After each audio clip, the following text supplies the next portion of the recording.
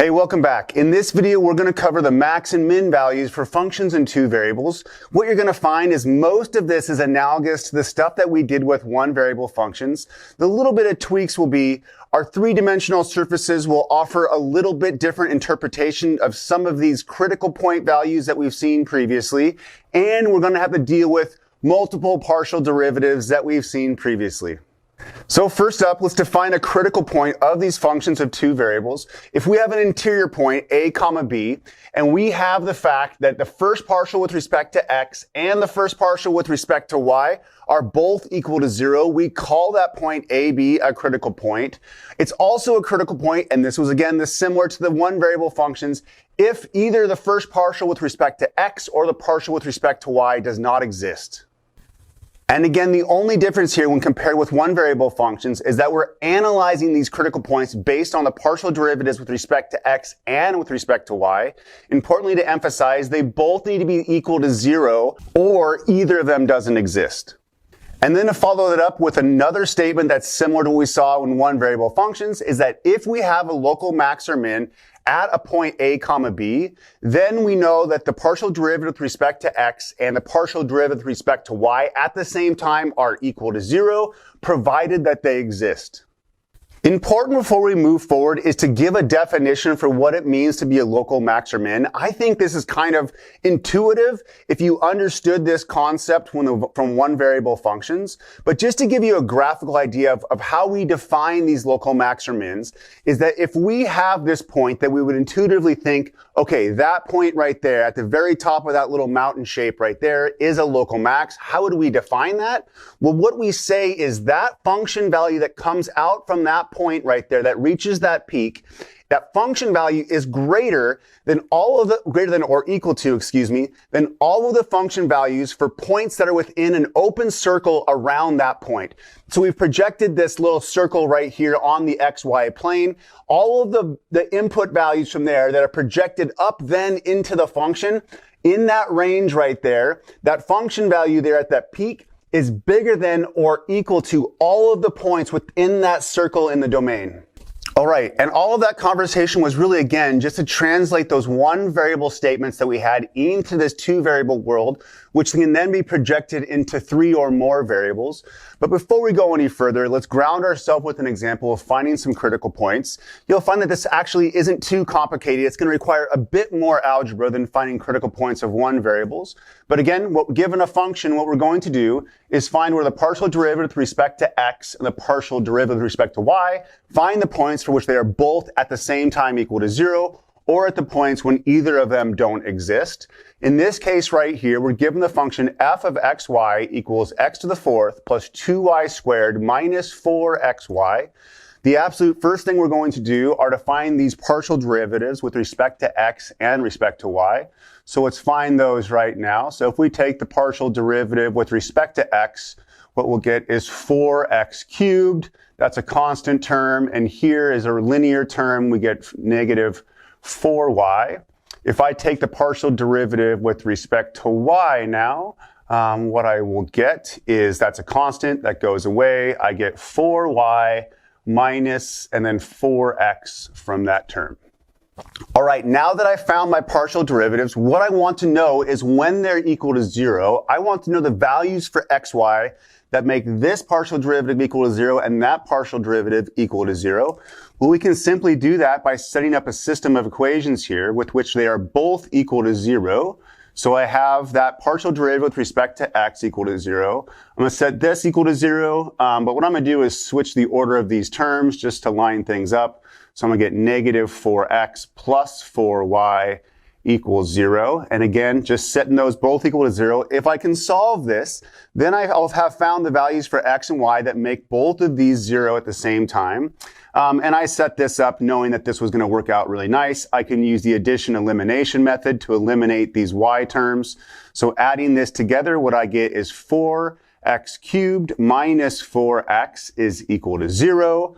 To solve this, I'm going to pull out a 4x, and what I get is x squared minus 1. And I can take this just one step further to show it all out. I can factor this difference of squares, x plus 1 and x minus 1, which gives me x values of -1, 0, and 1.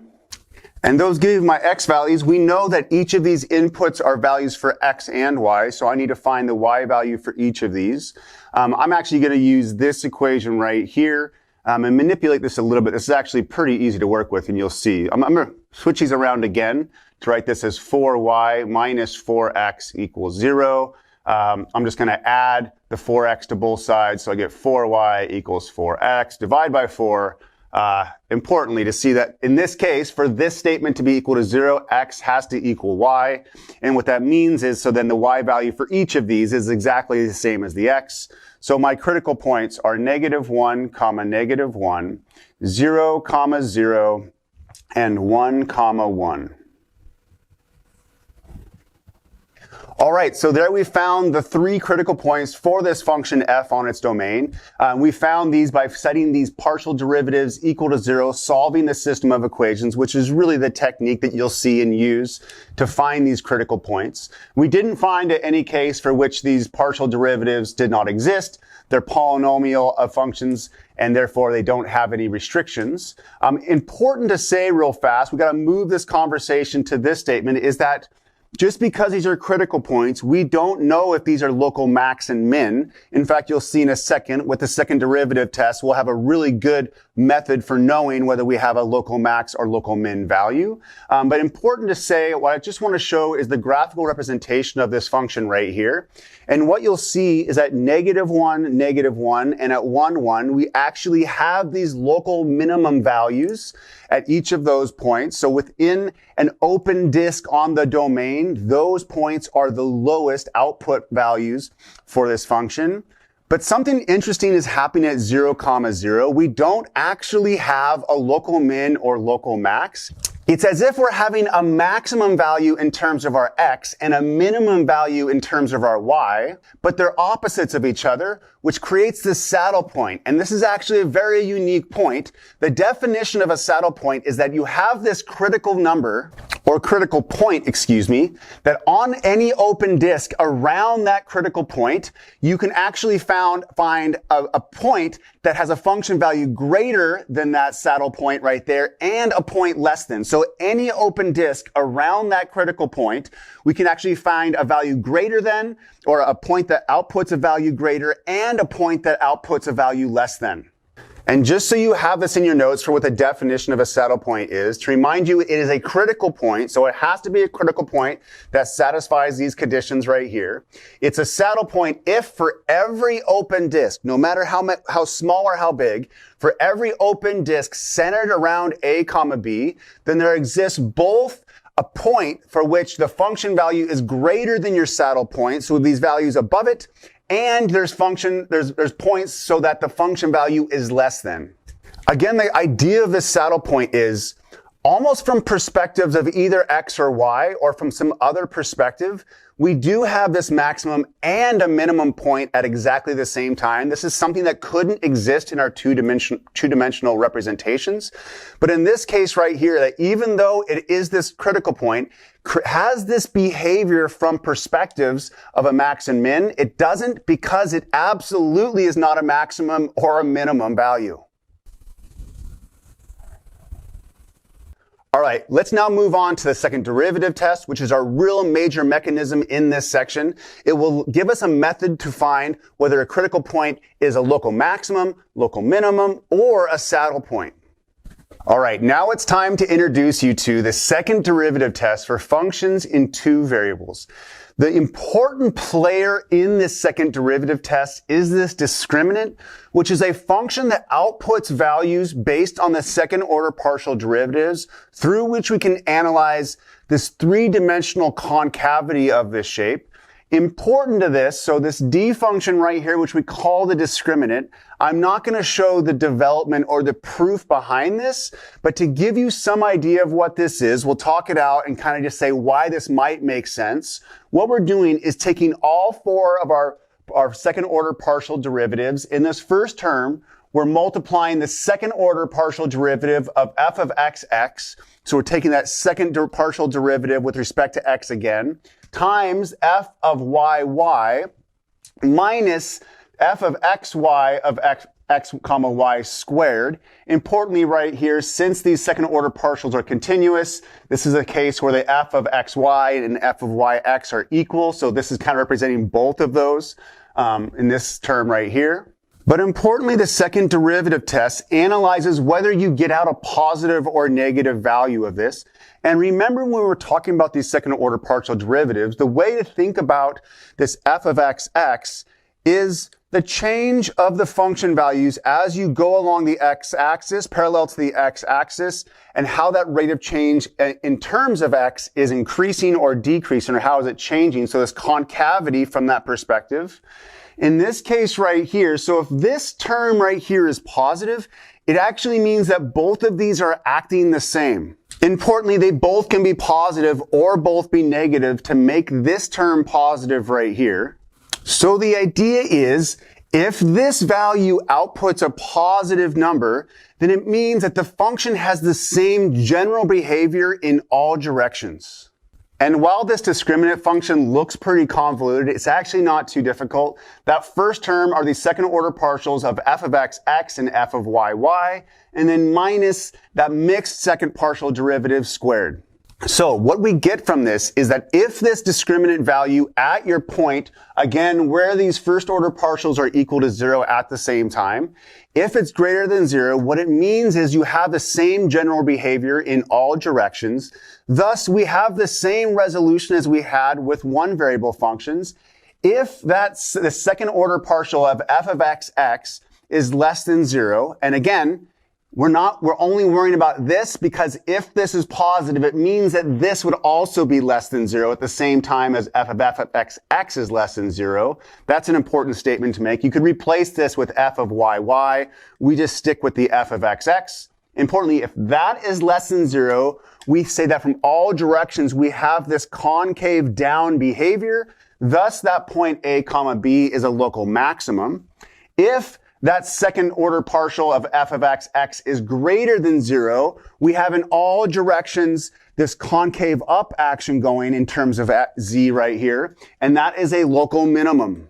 So to repeat this, because this can first seem like there's a lot going on right here, we have actually the same analysis that we had with one variable functions about these second order partial derivatives. If it's less than 0, then it's local max, so it has this downward concavity. If it's greater than 0, it has this upward concavity, and we have a local min. Though before we can make that analysis, we have to jump through this discriminant, and we need that discriminant to be greater than 0, so we can make that statement about all these directions. In fact, as we just saw, if our discriminant value is less than 0, what that means is we have actually different behavior from different directions, and that means we actually have one of those saddle points that we were just looking at. And finally, if our discriminant value at this point A comma B is equal to 0, we can't conclude anything. That second derivative test is inconclusive. All right, so let's apply this second derivative test. I'm going to use the same function that we've previously found, that we found these critical points for. And again, remind you how we did that. We took the partial derivative with respect to x, the partial derivative with respect to y, set them equal to each other. We had a system of equations that we solved to find these 3 points right here. But now I want to put these through the second derivative test. I need these second order partials. So that's what I'm going to do here out the gates. So my first order partial we found previously with respect to x would be 4x cubed, 0, and then negative 4y. And my first partial derivative with respect to y is 0. I got 4y equals, or minus 4x. Okay, so let's take these second order partials then again with respect to x in this case. So f of xx. xy equals 12, x squared, that's constant and goes away. F of y would be 4, and then 0, so that's nice, that's a constant. Let's find the f of xy mixed partial, which we know since these are continuous functions, these will both be exactly the same. Our second derivative test only requires that we have f of xy, but we know they're the same. Let's just list it out here. So if we take the second order partial derivative, so if this f of x, if I take it with respect to y, That term goes away, and I just get out -4. And just to double check this real fast, if I were to take this f of y and differentiate with respect to x to get f of yx, I get a 0 and a -4. So they are the same. All right, so I have all of my second order partial derivatives here. I'm going to develop this discriminant function. And again, this seems really complicated, but when you actually go to do it, it's not that crazy. What I get in my first term are these second order partial derivatives of f of xx, f of y. So I'm going to multiply these two together. So these multiplied together would be 48x squared. So that's the first term, is 48x squared minus, and then what I get is this f of xy squared, but this is just constant. So I'm going to get -4 squared, meaning my discriminant function simplifies into 48x squared minus 16. So now that I have my discriminant, all I'm going to do is evaluate it at these points. So actually, I'm just inputting the x values here. And what you'll notice is actually, if I plug in -1 or 1, it's not going to matter because that input is being squared. So these values will be equal to each other. And when I plug in x and y equals -1 or 1, I'll get 48 times plus or minus 1 squared minus 16, but this is just 48 minus 16. That gives me out 32. So my discriminant value is positive, which is rad. It means I can make some statement about these critical points right here.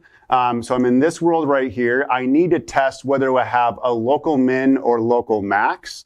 If I look at this right here, if I plug in either -1 or 1 in for this f of xx, I know that this is going to be a positive. So actually f of xx evaluated at either of these is a positive 12. So since my discriminant at these 2 points is positive and this second order partial derivative f of xx is positive, I know that these are both local minimum. And then if I evaluate my discriminant here at 0, 0, what I'll get out when I plug in a 0 here is -16. So this is -16. And if my discriminant is less than or equal to 0, I know that this is a saddle point. And again, we've actually already seen the graphical representation of this example right here. But this just shows you how we can algebraically find these local min, local max, or these saddle points by first finding these critical points, and then we can throw it through the second derivative test. We need to develop the discriminant, which is based on these second order partial derivatives. Once we have that discriminant, we're going to evaluate it at each of those critical points. If we have a positive discriminant, we really have something cool to say about these local extrema. If it's negative, then we have our saddle point, which maybe is as fun as a local min or local max. If our discriminant would have been equal to 0, we can't say anything about that point. We'd have to give it more analysis, either graphically or analyzing it numerically. All right, before you go, let's just do one quick, cool example, an optimization problem using these concepts, that second derivative test, finding critical points of these multivariable functions. In this example right here, it's classic. We're asked to find the dimensions of a lidless box with a volume of 4 square meters that minimizes the amount of cardboard needed. Here's my beautiful representation of this box. Importantly, here we have all sides except the top here, this lid will not be covered. So our first statement is our constraint. You remember this from single variable calculus, is this statement right here. Given my setup, what I have is that x times y times z must equal 4. What I'm looking to minimize is the surface area here, and the surface area of this figure, so this bottom would be x times y, so I get this xy base. And then what I'll have in this case, so this face and that face are the same. Those are dimensions are x by z, so there's 2 of those. So plus 2 of these xz faces, and then the same thing, this face and that face back there are yz, and I have 2 of them. So I get 2yz. So not that we need to label these as we did previously, but I consider this a constraint. This is helping me solve the objective, which is this issue right here. I want to minimize this function in terms of x, y, and z. The main issue here is I want to get these in terms of 2 variables instead of 3 variables. I'm going to use my constraint here, so I'm going to solve this for z, and when I do that, I'll get that z equals 4 over xy. So brilliant. What I'm going to do with that is now replace z in my objective function right here with 4 over xy, which will have this now be a 2-variable function that we can play with that in all our techniques we were just seeing here. So we have xy plus 2x times z, which is 4 over xy, plus 2y times z, which is 4 over xy. We get some canceling here, so those x's cancel, the y's cancel there, the 2, they, again, 8. So what this cleans up to be is that I have xy plus 8 over y. I'm going to write that just for my purpose as 8y to the negative 1. And in this last term, those y's had canceled, and so I get 8x to the negative 1. Here I have the function that I'm trying to minimize in terms of xy. What I'm going to do now are find my partial derivatives. So if I look at this and I take this surface area function and I differentiate with respect to x, what I'm going to get is a y right here. That term goes away as constant. This term becomes negative 8 x to the negative 2. And if I do the same thing in terms of y, what I'll get here is just x, and then exactly the same, negative 8y to the negative 2. In order to find the critical point, I want to know when both of these first-order partial derivatives are equal to 0. So I'll set them equal to 0. So they get y minus, and I'm going to write this right now as 8 over x squared. The derivative is taken care of. It makes it a bit easier for me to think about. X minus 8 over y squared equals 0. Now, one thing that I'm going to do to make my life a lot nicer in this application, you need to be really careful about doing this, is that, well, in this context, there's no way x or y is equal to 0, or I don't have a box, right? So if x and y are equal to 0, then I don't have this volume of 4 meters cubed. All that's going to let me do is be a little bit more free with canceling variables and not losing a solution at where one of these variables is equal to 0. So for instance, I'm going to multiply each term here by x, canceling out this x squared. And what I get is x squared y minus 8 equals 0. Do the same thing over here. Multiply each term by y squared to get xy squared minus 8 equals 0. And there's a couple different ways I can go about attacking this, but just show the way that I would think about this is that since both these expressions, x squared y and xy squared minus 8 equals 0, it means both of these are equal to 8, or in other words, it means that x squared y must equal xy squared. So that comes from that. I could have set those equal to each other, added 8 to get to this one statement, but that's just a little bit quicker of getting there. If I divide both sides of this by y, I'll get x squared equals xy. If I divide both sides of these by a factor of x, what I get is x equals y, which really I think you could have probably concluded earlier in the game from these statements. But that's just one way of doing it. Again, I'm freely dividing and canceling out those variables, knowing that 0 for either of these does not make sense in the context from which I'm working.